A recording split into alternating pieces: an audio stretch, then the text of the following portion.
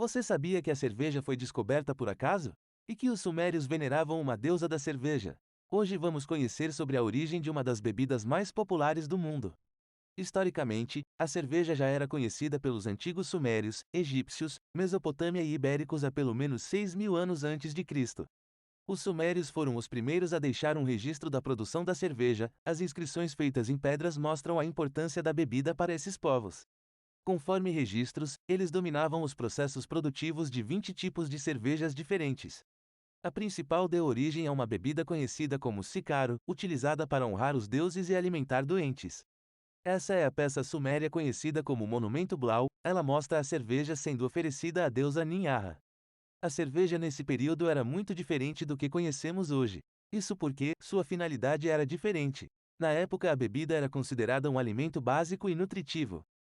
A cerveja foi inventada de forma acidental, em decorrência da fermentação natural que os alimentos com amida podem sofrer. Sendo assim, quando o homem iniciou o cultivo de grãos de cevada e deixou estocado, sem pretensão, ele criou condições para o desenvolvimento da cerveja.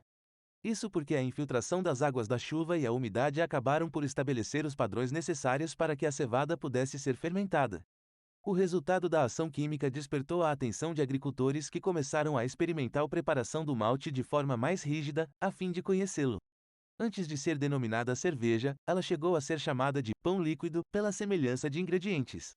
Ela possuía um aspecto escuro e também era muito forte. Como não era devidamente produzida, nem armazenada, ficava sujeita a diversos tipos de contaminação. Por isso, a cerveja foi a causa para muitas doenças na população da época. Por causa disso, com o tempo foram criadas leis severas para regulamentar a produção de cerveja. A mais antiga lei que regulamenta a produção e a venda de cerveja é a Estela de Hammurabi, criada em 1760 a.C. A Estela de Hammurabi punia até mesmo com a morte quem não seguia os critérios de produção da cerveja, além de incluir leis de fabricação, comercialização e consumo. Os egípcios e romanos foram os povos que começaram a popularizar a cerveja. Eles aprenderam a arte de fabricar cerveja e agregaram o líquido à sua dieta diária. No Egito, por muito tempo a cerveja foi utilizada até mesmo como uma forma de pagamento de trabalhos braçais. A expansão definitiva da cerveja se deu com o Império Romano, que se encarregou de levá-la a todos os lugares onde ainda não era conhecida. Júlio César era um grande admirador da cerveja e a ele é atribuída a introdução da cerveja entre os britânicos e franceses. Foi então que a cerveja ganhou seu nome definitivo. Isso porque os franceses, que na época eram gauleses, denominavam essa bebida de cerevisia ou cervisia. O nome era uma homenagem a Ceres, deusa da agricultura e da fertilidade. No século I d.C., a cerveja já era produzida pelos antepassados dos alemães e dos franceses e alcançou outras regiões do continente europeu, como a Bélgica, Inglaterra, Irlanda e Holanda. A mais antiga cervejaria ainda em funcionamento fica no mosteiro beneditino Weihenstephan, na Bavária. Acredita-se que sua loja foi aberta em 768 d.C. A história da cerveja no Brasil remonta ao ano de 1654, quando a Companhia das Índias Orientais enviou para terras brasileiras algumas amostras da bebida, junto com os holandeses que estavam a caminho, junto com sua receita e todo o equipamento necessário para o preparo dela.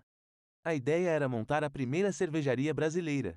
Mas no começo a cerveja não foi bem aceita, porque naquela época o vinho e a cachaça eram as bebidas mais populares entre o povo.